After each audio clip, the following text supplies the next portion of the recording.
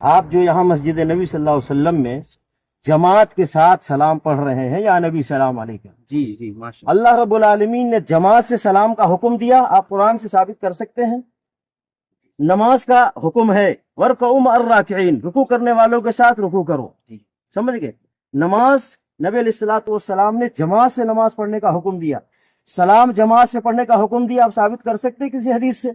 واللہ آپ کسی حدیث سے ثابت کرو کہ سلام جماعت سے پڑھا جا سکتا ہے، میں یہاں حکومت سے مطالبہ کروں گا کہ جماعت سے سلام پڑھوائے۔ بسم اللہ الرحمن الرحیم۔ ابھی آپ سن رہے تھے ایک نجری کو کہ جو کہہ رہا ہے کہ جی یہ جماعت کے ساتھ جو آپ یعنی مل کے سارے سلام پڑھ رہے ہیں تو یہ قرآن سے ثابت کریں۔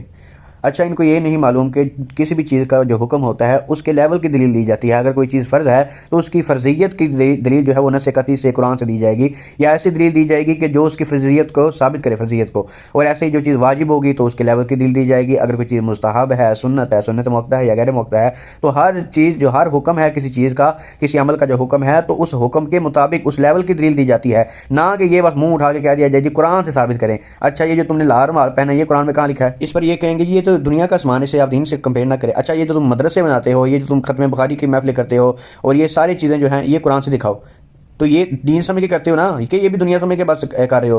اب اس کو میں دلیل دیتا ہوں۔ سب سے پہلے جو نقلی دلیل ہے وہ آپ کے سامنے رکھتا ہوں، دو عقلی دلیلیں دوں گا، ایک نقلی دلیل دوں گا تاکہ معاملہ کلیئر ہو جائے۔ اللہ تعالیٰ سورہ احزاب آیت نمبر 56 میں ارشاد فرماتا ہے، ان اللہ و ملائکتہ یصلون علی النبی، بے شک اللہ اور اس کے فرشتے نبی کریم صلی اللہ تعالیٰ علیہ وسلم پر درود بھیجتے ہیں۔ یا ایھا الذین آمنوا، اے ایمان والو۔ اب یہاں پر اللہ تعالیٰ سب ایمان والوں کو فرما رہا ہے، ایسا نہیں کہ اللہ تعالیٰ یہ فرما رہا ہے کہ ایک ایک کر کے پڑھو، یا ایک بندے کو کہا کہ اے ایمان والے۔ اب یا ایھا الذین آمنوا، صلو، یہ صلو بھی صیغہ جمع کا ہے، جماعت پر بولا جاتا ہے، اکیلے بندے کے لیے صلو کا صیغہ استعمال نہیں ہوتا۔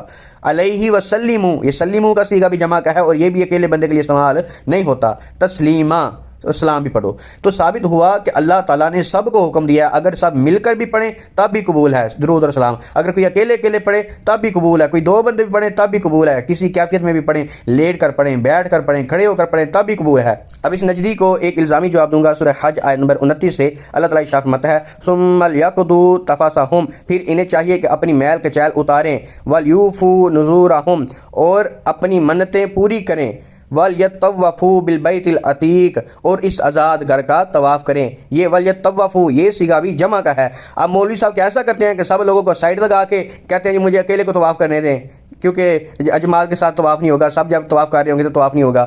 نہیں، سب کے ساتھ مل کے کرتے ہیں، تو پھر وہاں درود پڑھنے میں کیا ان کو موت پڑتی ہے؟ اب ہم دیتے ہیں ان کو عقلی دلیلیں اور الزامی جواب۔ دیکھیں کہ جب یہ نماز پڑھتے ہیں تو یہ سارے مقتدی جو ہیں، سارے نجدی جب امام کے پیچھے ہوتے ہیں تو تب